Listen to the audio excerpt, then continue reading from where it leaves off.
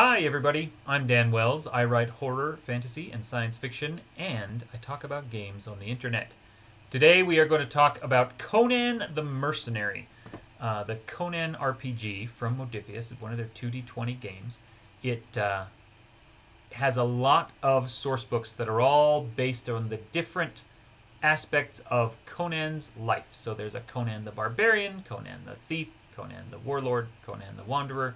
This one is Conan the Mercenary. And this one is, in my opinion, the best one of the group. And that's because it includes the information that I personally find to be the most valuable when playing the Conan RPG. So this is not going to be a long review because it's pretty easy to just say, hey, buy this book, it's great. Anyway, let's take a look at what makes this great. So first of all, let's find the table of contents. Dink. Okay, so there's a bunch of new mercenary information.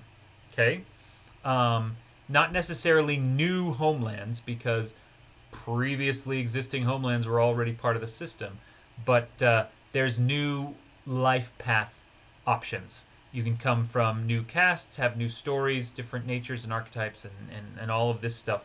So this is all great. This is not groundbreaking because every one of the books has this, but it's really good and you'll be happy to have it. Okay? What really sells this particular book for me is the Gazetteer.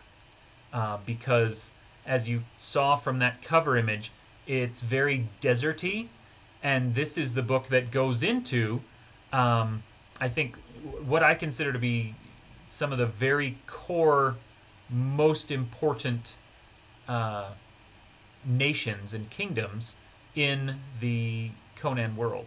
So let's take a look at those. First of all, Karaja. Karaja is kind of a every Conan kingdom has a real Earth analog to some extent, and most of the world is like the Mediterranean area, but without that pesky Mediterranean Sea getting in the way. Karaja, in that sense, is almost like Cairo, I want to say. It's not Egypt because we're going to get to Egypt. Shem is kind of Egypt, but is it Shem? Anyway, this is a part of it that broke off and became its own thing. Okay? And it's one of the main, if not the main, source of caravans and merchant travel in the Conan world, in the old Hyboria. So Karaja is a really important location and a really good one. And you can see right here on this incredibly tiny, difficult to read map. Let's actually give you a better view of it. So this is Koth, which is kind of like Arabia, sort of. This is Karaja, which used to be a part of it, and this is Shem, which is kind of like Egypt, sort of.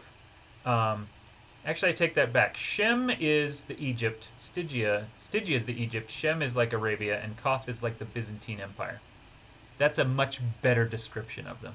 And so I apologize for giving completely false information. Anyway, Karaja is here, and anyone who wants to go in or out of Koth and Shem goes through here. Anyone who wants to travel across the desert to get down here to the lower kingdoms, or to cross over here to Turan, or any of those things, is going to go through Karaja. It is the absolute most important travel crossroads in this part of the world. So that is the value of Karaja, at least economically. But then it also is a pretty cool place to tell stories, and you've got a lot of information about it. Then here's Koth, which is like the Byzantine Empire that I was talking about. Kind of Turkish, sort of, in a way. They're real-world analogs. They're absolutely not copies in any sense. And so we get a really cool description of Koth. We get the same map in a slightly different version. The maps are not the part this is going to sell anyone on this book. But we get, good city information. Koth is such an important place that they go into pretty good detail on it. Ophir is the incredibly rich nation, and it is right above Koth. Let's have a look It's right here. So up here is like Aquilonia and Corinthia and all of these much more European areas. And down here is kind of the Middle Eastern areas. Ophir in the middle, I guess I would compare to, I don't know what I would compare it to. In economic importance, it's like a Venice, but it doesn't look or act like a Venice in any way.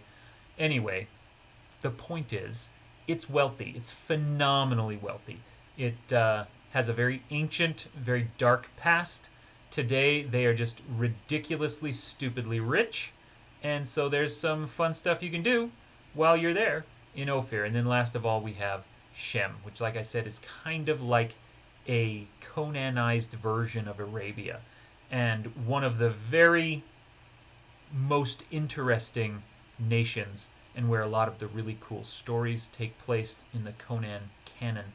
Anyway, it's right here and it's awesome. So hooray for Shem. And there's information on the city, there's information on the cultures, what is it like to be there. You can see that it's this incredibly gorgeous architecture, well maintained, really classy stuff, and just, you know, full of really cool story opportunities. So hooray.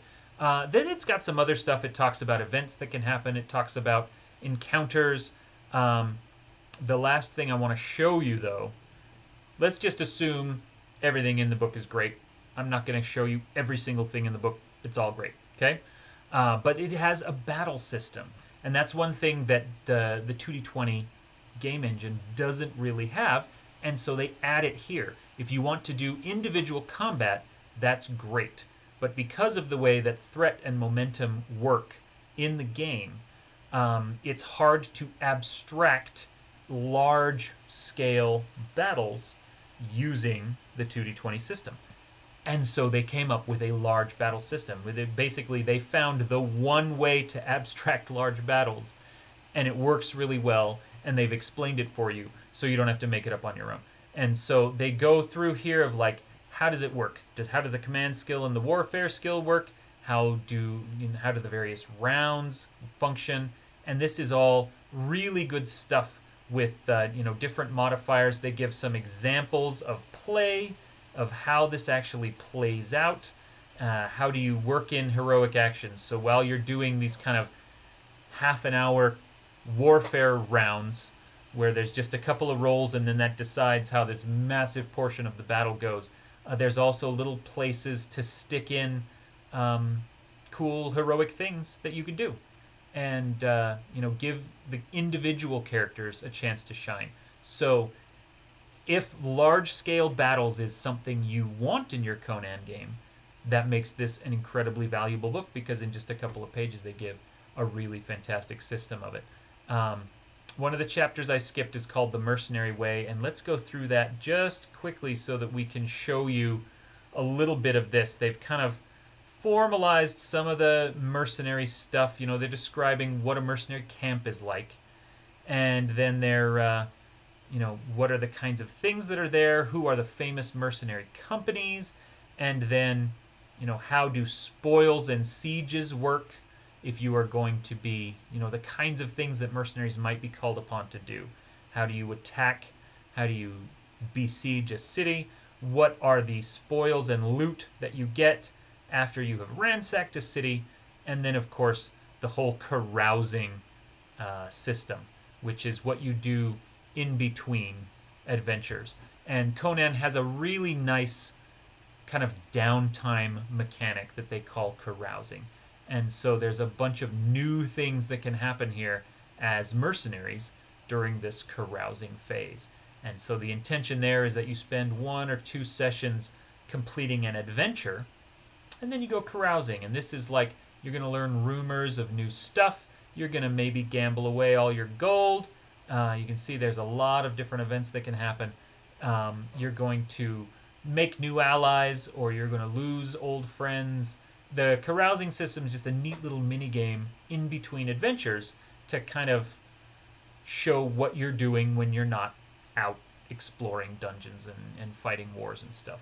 So anyway, that's Conan the Mercenary. They have done a really great job with this. The art is good. The interior art is good. The gazetteer, like I said, is my favorite part. Getting really solid descriptions of Koth and Shem, and then to a lesser extent Karaja and Ophir, make this book worth it, in my opinion. And then on top of that, you've got those really good battle rules, large-scale battle.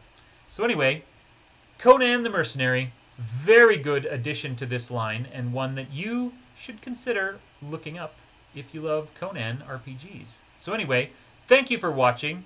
You are fantastic as always. My name is Dan Wells, and you are wonderful.